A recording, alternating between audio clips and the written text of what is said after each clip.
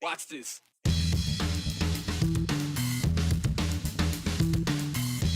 So here we are again. Teetering on the edge of rationing medical care. Why this time, it's different. Local control, that's how rent and rental fees are handled under Idaho law right now. But one Meridian lawmaker wants to give that control to the state, an idea that failed last session. So what's different this time around? I know that it was bothersome to me, but I don't think I would have addressed it head on. But I did know that there needed to be a change.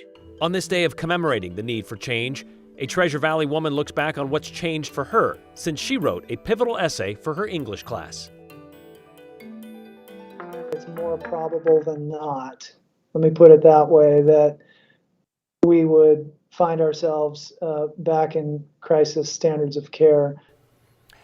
As you just heard Dr. Souza say, here we go again, because we are once again nearing a point where hospitals may have to ration care because they're overwhelmed with patients. This time around, though, it's not just because of COVID.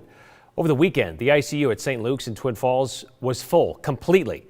They couldn't take any more patients, COVID or otherwise, meaning those in the Wood River Valley and the Magic Valley who needed that level of care, they had to go elsewhere, like coming into Boise. Dr. Souza says right now their capacity fluctuates hour by hour. He says across the board, about 25% of their adult admissions are COVID related. That goes up to about 40% if you're looking at just ICU numbers. What's different this time, Dr. Souza says, is that though a vast majority of people in the hospital are vaccinated, or I should say they are unvaccinated, they're starting to see more vaccinated patients make their way through, and specifically those who haven't yet been boosted. But what could push us back into crisis standards of care this time? It's increasing COVID patients for sure, but also, and more likely, not having the medical staff to treat those or any other patients. Our sick call-offs are up more than 20-fold in the last 3 weeks. So that can make it challenging to staff units. We're pulling providers, right, from ambulatory clinics into work as hospitalists, but staffing would be the new wrinkle in this surge that I'm concerned would push us to crisis. And because a lot of us are back to living like we aren't living in a pandemic, getting out, getting together, that sort of thing, Dr. Souza says it's not just COVID that's keeping them busy.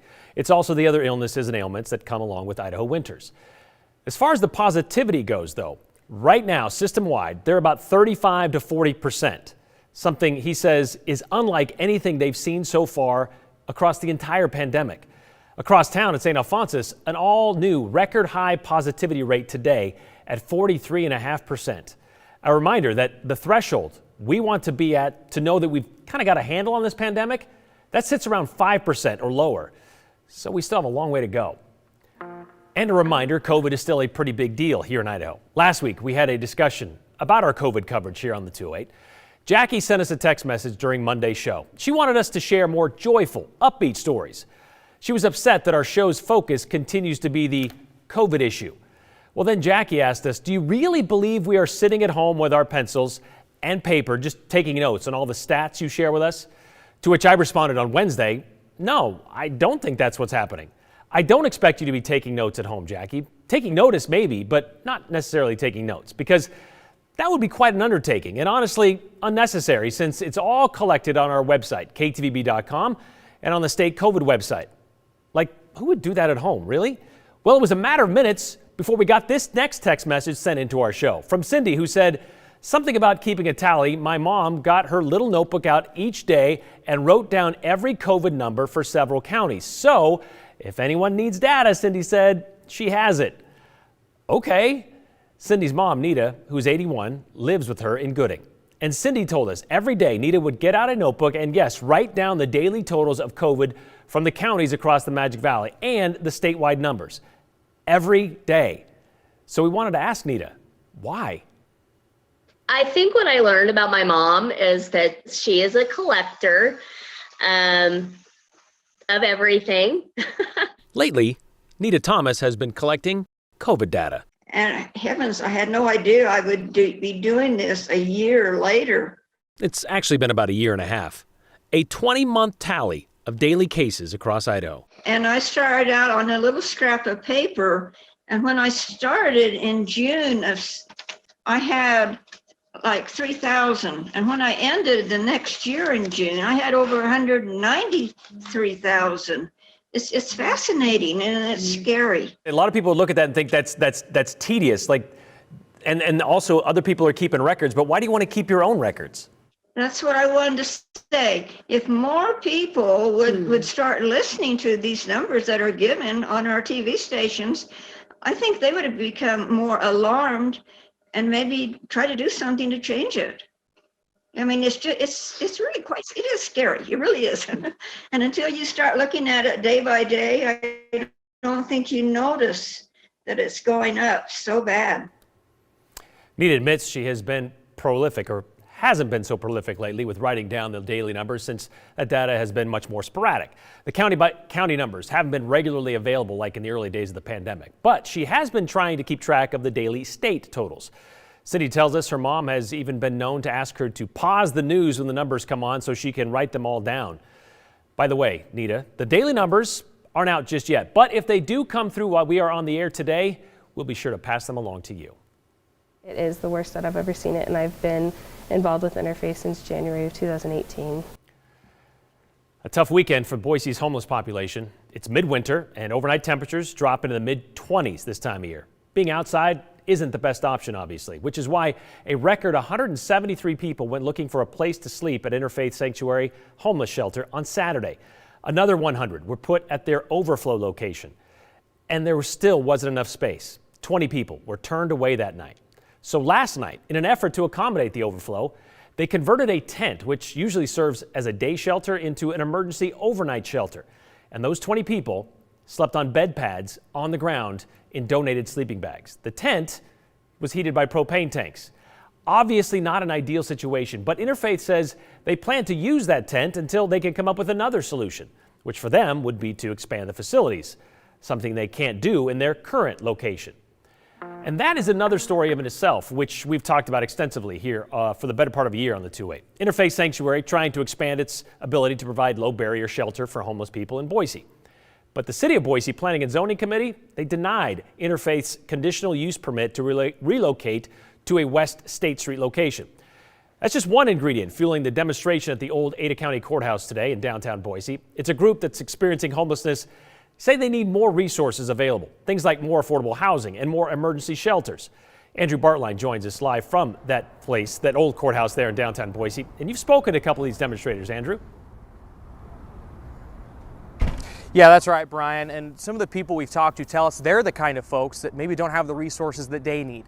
They'll be forced to sleep in their cars, forced to sleep outside on the streets. We can pan over to the side and show you a little bit of what this demonstration is looking like. And they say they want the city, the county, and the state to make headway and start providing the resources they need, whether that's more low barrier shelter, more affordable housing options. We do know from our previous reporting with the city of Boise, they say it's going to take them a decade and $1 billion to get the amount of affordable housing up to where it would meet demand. So this is not an overnight fix, but they say people are sleeping outside in the cold, and that's unacceptable. So one woman we spoke with said she was evicted back in November. That's how she found herself in this situation. She's been living out of her car ever since. Like myself, I have 9 cats in my car. We need a place where non-service animals can come and with us and be housed. And we are not getting anything like that. So different shelters have different barriers. That's kind of the nuance to this. We know that there is room over at the Boise Rescue Mission. They say they usually have about 500 families that they can help and shelter, or people rather. They're down to about 350. So there is availability. But for somebody like Sherry Moe, who we just heard from, she's got animals. I think she set up to 9 cats. So that's a barrier. She can't get into the Boise Rescue Mission with those animals. So that's one of the problems these people are facing. But there's a second layer to this. This afternoon, Representative Joe Palmer from Meridian introduced a piece of draft legislation, and I want to make sure I get this right. So the piece of draft legislation was in the Business Committee. It would prohibit local governments from regulating rental fees or deposits. So the city of Boise is a good example of how this would play out. A city ordinance of 2019 said for help people that need affordable housing, who are living on low income trying to find housing, the application fee could be no more than $30. So this piece of legislation would overrule that and make it so renters could charge whatever they want for an application fee. So here's a little bit of what that dialogue and back and forth at that committee floor looked like today over this piece of legislation. In the current legislation that we have, in current statute, it doesn't have anything about fees and deposits. I believe that was probably missed 30 years ago when they put this piece of legislation in. And so all this is basically, to me, is a cleanup bill we're going through and adding that into it. So today, that committee voted to introduce the bill without much debate. So we reached out to Representative Palmer on why this piece of legislation is being put forward, what benefit he thinks this gives to the people of Idaho. Granted, short turnaround, but we've yet to hear back from him. So Brian, now I'm kind of asking you a question because you've been here longer than I have. It sounds like there was a similar bill a year ago, last legislative session, that was really similar in how fees can be regulated. Is that right? Yeah, House Bill 45, similar to what they put out this year. So the difference, well, as he said, it's a cleanup bill, but basically it is taking that control out of city hands. Boise City in 2019, as you mentioned, passed a rule that said, well, landlords can't charge more than $30 because that's what was happening. They were taking these fees, and sometimes they didn't even have anything available to rent out, but they were just taking the fees anyway, and some of them upwards of $50, even $100. So what this bill, which died in committee last year, is looking to do is kind of go back over it. But again, we'd love to talk to Representative Palmer to find out what's different, why this one should be passed forward where last year's wasn't. We'll wait to see and hear from him, hopefully. Thank you very much, Andrew, and getting that story out as well, because it's going to be something to pay attention to, especially given the housing market right now where so many people are in need of finding affordable housing. Sometimes they're just charged out of it because they can't even afford the application fees. Thank you very much. Yeah.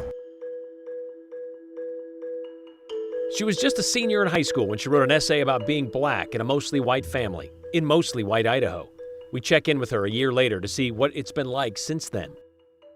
All right, now's the time. Our text line is open and ready for your questions and comments. So text them to us, 208-321-5614. Make sure you include your name and the hashtag, the 208. As always, we're going to try to share as many as we can at the end of the show, and one of them might be yours.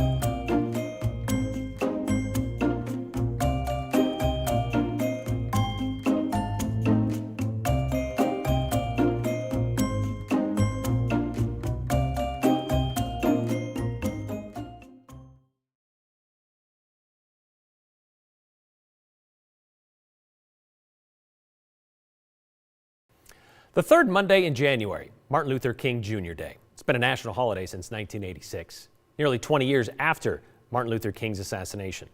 It may be shocking to know King's popularity wasn't so high while he was advocating, marching, and demanding civil rights, thus the assassination.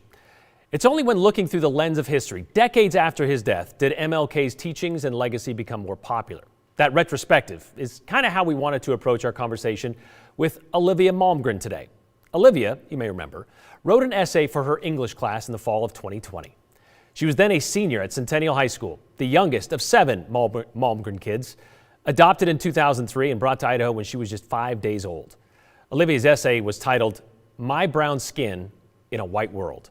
Her essay explores the physical differences between herself and her family and friends, of course, but it also gets into the issues she never really expected to face, having grown up like she did in mostly white Idaho and a mostly white family. Olivia is now 18 and a college student in Rexburg. So we thought we'd check in nearly a year after we first spoke with her about what's changed for her since facing her truth and writing that essay. Blue eyes connect with mine as we pass each other. The feeling that these eyes are still on me is heavy, the certainty that they are watching me extra closely. This is not the first time I have felt the heavy gaze of society on my back, and it most certainly will not be the last. I wrote this essay because I was supposed to write on like a life-changing event or something that shaped you as a person. And I realized that I had like kind of like an identity crisis of my own of like who I'm supposed to be with my race. My eyes, brown as the soil that sprouts rich green grass, takes in the reality of my life. My brown skin causes some people to judge me before they get to know me. My beautiful brown skin. Nearly a year later, oh, hey. Hey, can you hear me?